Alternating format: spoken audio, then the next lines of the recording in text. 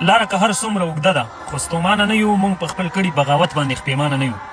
د یو فاشیسټ سامراج مخې ته سر نه ټیټول د هر چا د وس کار نه دی.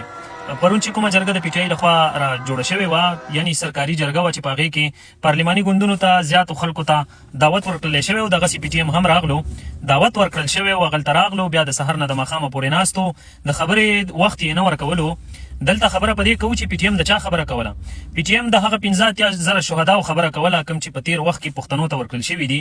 پی ټي ایم د نن روان جنگ چې په باجوړ کې په وزیرستان او په تیرا کې کوم پښتانه وژل کیږي، پی ټي ایم د هغه خلکو خبره کوله. آیا سهیل افریدي یا د پی ټي آی دغه سرکاري جرګې چې کله پی ټي ایم ته د خبرو کولو اجازه نه ورکوله، وخت یې نه ورکولو، دا د چا توهین دی یا د چا غږ نه اورېدل دي؟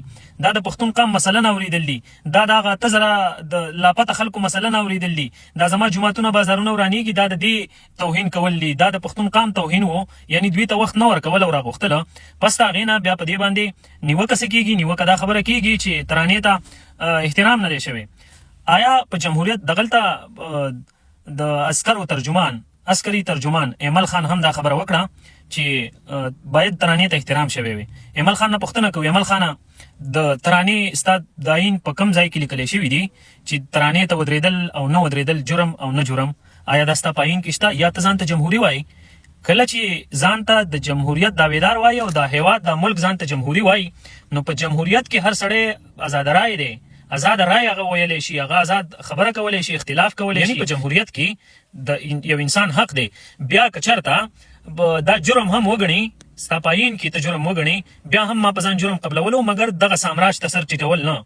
کم سامراج ته سر ټیټ کړمه؟ دغه 1400 شهدا چې نېشنل ګوند له ورکړه، دا 15,000 ټوټل چې د پښتنو ته شهیدان ورکړه. باچا خان له چې چا پښتۍ ماتې کړې هغه ته زه سر ټیټ کړم او هغه ترانې ته ودرېږم، 78 کاله ورته ودرېدم. یعنې هغه سامراج یادوي، هغه سړي ته د هغه په وفادارۍ کې ته نن ولاړ یې، د چا نه چې باچا خان زړه ماتی لاړو په دې خاوره یې وایي ما خښ نه کوي، دومره زړه یې تور و. هغه سړی چا چې پرون مولانا خانزیب ووژلو، ولې دا خبرې دروغ دي یا دا حقیقت نه لري؟ نو که ځان ته جمهوري وایي ایمل خانه، دا هېواد خاص ممریت دی، دا ملک دا خود د امریت په بنیاد جوړ دی د سټارټ نه. خو که ته ځان ته جمهوري وایي، ته بیا په کوم بنیاد باندې دا نیوکه کوي چې ترانې ته احترام نه دی شوی؟ ترانې ته احترام کول نه کول دا د جمهوریت د کوم ځای حصه ده او ستا د پاکستان د آیین د کوم ځای حصه ده؟ آیا یو څوک ازادي نه لري چې دې ته احترام ونه کړي؟ نو د ځان نه عسکري ترجمان مه جوړوئ. د پی ټي آی سره خو بېشکه چې ستا خپل اختلافات دي هغه په خپل ځای ګزار پې ته زما د ځای نه کې، مګر ته هم دا خبره وکړه د لږ وخت وړاندې چې په باچا خان مرکز کې یو جرګه را جوړه کړې شوه، په هغه جرګه کې خو هم تا پی ټي ایم ته وخت ورنه کړو، یعنې پی ټي ایم خاموشه کړی شو، ورته وویلی شو وایي تاسو خپله زړه کیسه پرېږدئ، نوې خبره وکړئ. یعنې هغه زاړه چې کوم مړه شوي دي هغه پرېږدئ، دا کوم چې مري دا پرېږدئ. نو که زاړه پرېږدئ نو په دغه وخت کې خو مولانا خانجیب مړ ولې مو په جرګه کوله زوړ و که نه؟ دا خو د دغې نه 20 ورځې وړاندې مړ و. دا پرون چې دا هغه ظالم ریاست دی، دا جابر، دا چې پرون نه بله ورځ په تیرا کې درله سپین ږیرې ووژلو، ریاست تا سره دومره نه مني چې دا ما وژلی دی یا خطا مې کړې ده؟ دا خو درته دهشتګرد هم وایي. دغه ترانې ته په کوم بنیاد باندې ورته زه احترام وکړم؟ ته ما ته د احترام ځای وښیوه.